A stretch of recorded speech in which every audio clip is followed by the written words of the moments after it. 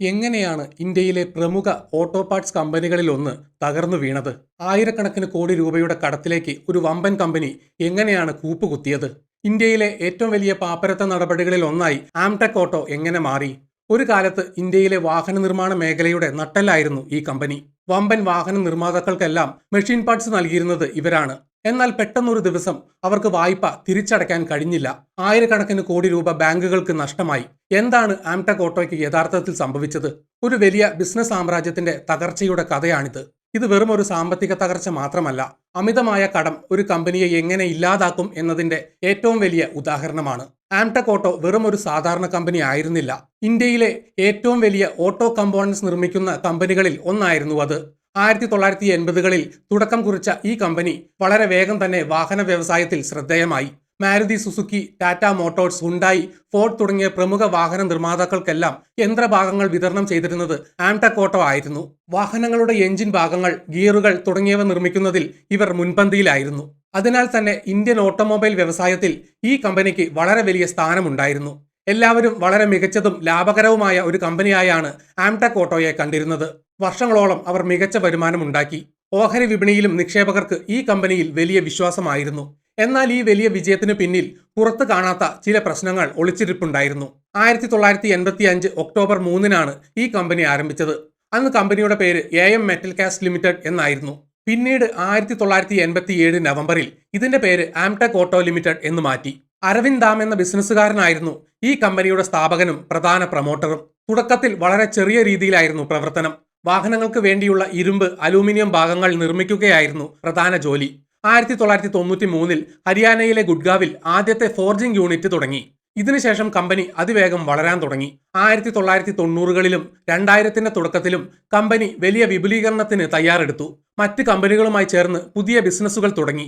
1997ൽ ജപ്പാനിലെ ബെൻഡ കോഗ്യോ എന്ന കമ്പനിയുമായി ചേർന്ന് ബിസിനസ് വിപുലീകരിച്ചു. 2001 മുതൽ മറ്റ് പല ചെറിയ കമ്പനികളെയും ആംടെക് ഓട്ടോ വിലയ്ക്ക് വാങ്ങാൻ തുടങ്ങി. ഇന്ത്യയിൽ മാത്രമല്ല, വിദേശത്തും അവർ കമ്പനികൾ വാങ്ങി. UK, ജർമ്മനി, അമേരിക്ക എന്നീ രാജ്യങ്ങളിലെ ഓട്ടോമൊബൈൽ പാർട്സ് കമ്പനികളെ അവർ സ്വന്തമാക്കി. ജർമ്മനിയിലെ സെൽസർ GmbH, UKയിലെ GWQ ഗ്രൂപ്പ് തുടങ്ങിയവ ഇതിൽ ചിലതാണ്. ഇങ്ങനെ ചുരുങ്ങിയ കാലം കൊണ്ട് ലോകത്തെമ്പാടും ഫാക്ടറികളുള്ള ഒരു വമ്പൻ ബഹുരാഷ്ട്ര കമ്പനിയായി ആംടെക് ഓട്ടോ മാറി. ഇവരുടെ വരുമാനവും ലാഭവും കുത്തനെ ഉയർന്നു. എന്നാൽ ഈ വളർച്ചയ്ക്ക് പിന്നിൽ ഒരു വലിയ അപകടമുണ്ടായിരുന്നു. പുതിയ കമ്പനികൾ വാങ്ങാനും ഫാക്ടറികൾ തുടങ്ങാനും സ്വന്തം പണമല്ല അവർ ഉപയോഗിച്ചത്. പകരം ബാങ്കുകളിൽ നിന്ന് ആയിരക്കണക്കിന് കോടി രൂപ വായ്പയെടുത്തു.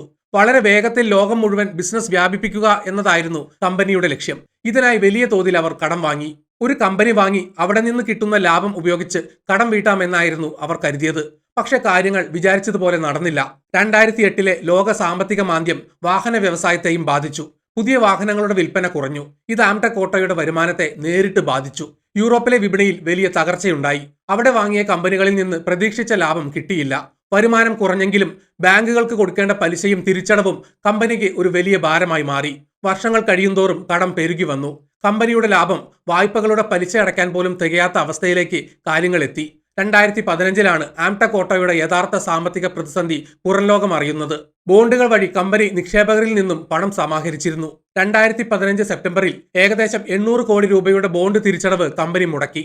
ഇതോടെയാണ് സാമ്പത്തിക ലോകം ഈ കമ്പനിയുടെ യഥാർത്ഥ അവസ്ഥ തിരിച്ചറിഞ്ഞത്. JP മോർഗൻ മ്യൂച്വൽ ഫണ്ട് ആംടെക് ഓട്ടോയിൽ വലിയ നിക്ഷേപം നടത്തിയിരുന്നു. കമ്പനി തിരിച്ചടവ് മുടക്കിയതോടെ JP മോർഗന് തങ്ങളുടെ നിക്ഷേപകർക്ക് പണം തിരികെ നൽകുന്നതിന് നിയന്ത്രണങ്ങൾ ഏർപ്പെടുത്തേണ്ടി വന്നു. ഇത് വിപണിയിൽ വലിയ കോളിളക്കം സൃഷ്ടിച്ചു. അതുവരെ കമ്പനിക്ക് മികച്ച ക്രെഡിറ്റ് റേറ്റിംഗ് ആണ് റേറ്റിംഗ് ഏജൻസികൾ നൽകിയിരുന്നത്. എന്നാൽ തിരിച്ചടവ് മുടങ്ങിയതോടെ ഇത് ഒറ്റയടിക്ക് D അഥവാ ഡിഫോൾട്ട് എന്ന ഏറ്റവും മോശം റേറ്റിംഗിലേക്ക് താഴ്ത്തി. ബാങ്കുകൾ കൂടുതൽ ഭയപ്പെട്ടു. പുതിയ വായ്പകൾ നൽകാൻ ആരും തയ്യാറായില്ല. കമ്പനിയുടെ കയ്യിൽ ദൈനംദിന കാര്യങ്ങൾ നടത്താൻ പോലും പണമില്ലാത്ത അവസ്ഥയായി. കടം 12,000 കോടി രൂപയ്ക്ക് മുകളിലായി. ഓഹരി വില കുത്തനെ ഇടിഞ്ഞു. ഫാക്ടറികളിലെ ഉൽപാദനം കുറഞ്ഞു. കമ്പനി പൂർണ്ണമായും സ്തംഭനാവസ്ഥയിലേക്ക് നീങ്ങി. ആംടെക് ഓട്ടോയുടെ കടം ബാങ്കുകൾക്ക് വലിയ തലവേദനയായി. 2017ൽ റിസർവ് ബാങ്ക് ഓഫ് ഇന്ത്യ രാജ്യത്ത് ഏറ്റവും കൂടുതൽ കടം തിരിച്ചടയ്ക്കാനുള്ള 12 വലിയ കമ്പനികളുടെ ഒരു പട്ടിക തയ്യാറാക്കി. ഡെർട്ടി ഡസൻ എന്നറിയപ്പെട്ട ഈ പട്ടികയിൽ ആംടെക് ഓട്ടോയും ഉണ്ടായിരുന്നു. പുതിയ പാപ്പരത്ത നിയമപ്രകാരം ഈ കമ്പനികൾക്കെതിരെ നടപടിയെടുക്കാൻ RBI ബാങ്കുകൾക്ക് നിർദ്ദേശം നൽകി. 2017 ജൂലൈ 24-ന് national company law tribunal Amtek ഓട്ടോയുടെ പാപ്പരത്ത നടപടികൾ ഔദ്യോഗികമായി ആരംഭിച്ചു. കമ്പനിയുടെ ഭരണം ഒരു റെസൊല്യൂഷൻ പ്രൊഫഷണലിനെ ഏൽപ്പിച്ചു. ബാങ്കുകൾ അടങ്ങുന്ന ഒരു കമ്മിറ്റി ഓഫ് ക്രെഡിറ്റേഴ്സ് രൂപീകരിച്ചു. കമ്പനി വിറ്റ് പണം കണ്ടെത്തുകയോ പുതിയൊരാളെ കമ്പനി ഏൽപ്പിക്കുകയോ ചെയ്യുകയായിരുന്നു ലക്ഷ്യം. ആദ്യം ലണ്ടൻ ആസ്ഥാനമായുള്ള ലിബർട്ടി ഹൗസ് എന്ന കമ്പനി ആംടെക് ഓട്ടോയെ വാങ്ങാൻ മുന്നോട്ട് വന്നു. 4025 കോടി രൂപയുടെ പദ്ധതിക്ക് 2018 NCLT അനുമതി നൽകി. എന്നാൽ പണം അടയ്ക്കേണ്ട സമയം വന്നപ്പോൾ ലിബർട്ടി ഹൗസ് പിന്മാറി. ഇത് കേസ് വീണ്ടും സങ്കീർണമാക്കി. സമയം കഴിഞ്ഞതുകൊണ്ട് കമ്പനിയെ ലിക്വിഡേറ്റ് ചെയ്യാൻ 2019 ഓഗസ്റ്റിൽ NCLAT ഉത്തരവിട്ടു. എന്നാൽ ഇത് ചോദ്യം ചെയ്യപ്പെട്ട് സുപ്രീം കോടതിയിലെത്തി. 2019 സെപ്റ്റംബറിൽ സുപ്രീം കോടതി ലിക്വിഡേഷൻ നടപടികൾ സ്റ്റേ ചെയ്തു. പുതിയതായി ലേലം വിളിക്കാൻ കോടതി അനുമതി നൽകി. തുടർന്ന് ഡെക്കാൻ വാല്യൂ ഇൻവെസ്റ്റേഴ്സ് എന്ന അമേരിക്കൻ സ്ഥാപനം 2700 കോടി രൂപയുടെ പുതിയ പദ്ധതിയോടുകൂടി മുന്നോട്ട് വന്നു. ഇതിൽ 500 കോടി രൂപ പണമായും ബാക്കി ഭാവിയിലെ വരുമാനത്തിൽ നിന്നും നൽകാമെന്നായിരുന്നു വ്യവസ്ഥ. 2020 ഫെബ്രുവരിയിൽ ബാങ്കുകളുടെ കമ്മിറ്റി ഇത് അംഗീകരിച്ചു. 2020 ജൂലൈ 9 NCLT ഈ പദ്ധതിക്ക് അന്തിമ അനുമതി നൽകി. അതോടെ ആംടെക് ഓട്ടോയുടെ ഉടമസ്ഥാവകാശം ഡെക്കാൻ വാല്യൂ ഇൻവെസ്റ്റേഴ്സിലേക്ക് മാറി. ആംടെക് ഓട്ടോയുടെ പതനത്തിന് കാരണം വെറും സാമ്പത്തിക മാന്ദ്യമല്ല, മറിച്ച് വലിയ സാമ്പത്തിക തട്ടിപ്പാണെന്ന് പിന്നീട് ആരോപണങ്ങൾ ഉയർന്നു. കമ്പനിയുടെ ഫണ്ടുകൾ വകമാറ്റി ചിലവാക്കി എന്നതായിരുന്നു പ്രധാന ആരോപണം. IDBI ബാങ്കും ബാങ്ക് ഓഫ് മഹാരാഷ്ട്രയും നൽകിയ പരാതികളുടെ അടിസ്ഥാനത്തിൽ CBI കേസെടുത്തു. ബാങ്കുകളിൽ നിന്നും എടുത്ത വായ്പാ തുക മറ്റ് പല വ്യാജ കമ്പനികളിലേക്കും മാറ്റിയതായി ആരോപണമുയർന്നു. CBIയുടെ അന്വേഷണത്തിന്റെ അടിസ്ഥാനത്തിൽ എൻഫോഴ്സ്മെന്റ് ഡയറക്ടറേറ്റും അന്വേഷണം ആരംഭിച്ചു. പണം വെളുപ്പിക്കൽ നിരോധന നിയമപ്രകാരമാണ് ED കേസെടുത്തത്. ഏകദേശം 25,000 കോടി രൂപയ്ക്ക് മുകളിൽ ബാങ്കുകൾക്ക് നഷ്ടം വന്ന തട്ടിപ്പാണെന്ന് ED കോടതിയിൽ ആരോപിച്ചു. പ്രൊമോട്ടറായ അരവിന്ദാമിന്റെ പേരിൽ നിരവധി ബിനാമി സ്വത്തുക്കൾ കണ്ടെത്തിയതായി ED അവകാശപ്പെട്ടു. കമ്പനിയിലെ സാധാരണ ജോലിക്കാരായ പ്യൂൺ, ഡ്രൈവർ എന്നിവരുടെ പേരിൽ വ്യാജ കമ്പനികൾ ഉണ്ടാക്കി വായ്പാ തുക അതിലേക്ക് മാറ്റിയെന്നാണ് അന്വേഷണ ഏജൻസികളുടെ കണ്ടെത്തൽ. 2024 ജൂലൈ 9 ആംടെക് ഗ്രൂപ്പ് പ്രൊമോട്ടർ അരവിന്ദാമിനെ എൻഫോഴ്സ്മെന്റ് ഡയറക്ടറേറ്റ് അറസ്റ്റ് ചെയ്തു. അദ്ദേഹത്തിന്റെ 550 കോടിയിലധികം രൂപയുടെ സ്വത്തുക്കൾ ED കണ്ടുകെട്ടി.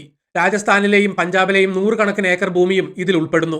ഏകദേശം 16 മാസത്തോളം ജയിലിൽ കഴിഞ്ഞ ശേഷം 2026 ജനുവരി 6 സുപ്രീം കോടതി അരവിന്ദാമിന് ജാമ്യം അനുവദിച്ചു. നീണ്ടു നിൽക്കുന്ന വിചാരണ ഒരു വ്യക്തിയുടെ മൗലിക അവകാശങ്ങളെ ഹനിക്കുമെന്ന കാരണത്താലാണ് കോടതി ജാമ്യം നൽകിയത്. എന്നാൽ അന്വേഷണങ്ങൾ ഇപ്പോഴും വിചാരണ കോടതികളിൽ തുടരുകയാണ്. ഇവിടെ ശ്രദ്ധിക്കേണ്ട കാര്യം, ഇതൊക്കെ അന്വേഷണ ഏജൻസികളുടെ ആരോപണങ്ങളും കണ്ടെത്തലുകളുമാണ്. കോടതി അന്തിമവിധി പ്രഖ്യാപിക്കുന്നതുവരെ ഇത് പൂർണ്ണമായും തെളിയിക്കപ്പെട്ട കുറ്റമായി കാണാൻ കഴിയില്ല. ആംടെക് ഓട്ടോയുടെ തകർച്ച വലിയ പ്രത്യാഘാതങ്ങളാണ് ഉണ്ടാക്കിയത്. ഏറ്റവും വലിയ തിരിച്ചടി നേരിട്ടത് ബാങ്കുകൾക്കാണ്. ബാങ്കുകൾക്ക് തങ്ങൾ നൽകിയ വായ്പയുടെ 80% തുക ഉപേക്ഷിക്കേണ്ടി വന്നു. ഇത് ഇന്ത്യൻ പൊതുമേഖലാ ബാങ്കുകൾക്ക് ഭീമമായ സാമ്പത്തിക നഷ്ടമുണ്ടാക്കി. ഓഹരി ഉടമകൾക്കും നിക്ഷേപകർക്കും തങ്ങളുടെ പണം പൂർണ്ണമായും നഷ്ടപ്പെട്ടു. മികച്ച റേറ്റിംഗ് കണ്ട് നിക്ഷേപം നടത്തിയ മ്യൂച്വൽ ഫണ്ടുകൾക്കും വൻ തിരിച്ചടിയുണ്ടായി. കമ്പനിയിലെ ആയിരക്കണക്കിന് ജീവനക്കാരുടെ ഭാവിയും ചോദ്യചിഹ്നമായി. പലർക്കും ജോലി നഷ്ടപ്പെട്ടു. ആംടെക് ഓട്ടോയ്ക്ക് അസംസ്കൃത വസ്തുക്കൾ നൽകിയിരുന്ന ചെറുകിട കമ്പനികൾക്കും തങ്ങൾക്ക് കിട്ടാനുള്ള പണം ലഭിച്ചില്ല. ഇത് ഇന്ത്യൻ ഓട്ടോമൊബൈൽ വ്യവസായത്തെ ആകെ ബാധിച്ചു. എന്നാൽ ഇന്ത്യയുടെ പുതിയ പാപ്പരത്ത നിയമത്തിന് ഇതൊരു വലിയ പരീക്ഷണമായിരുന്നു.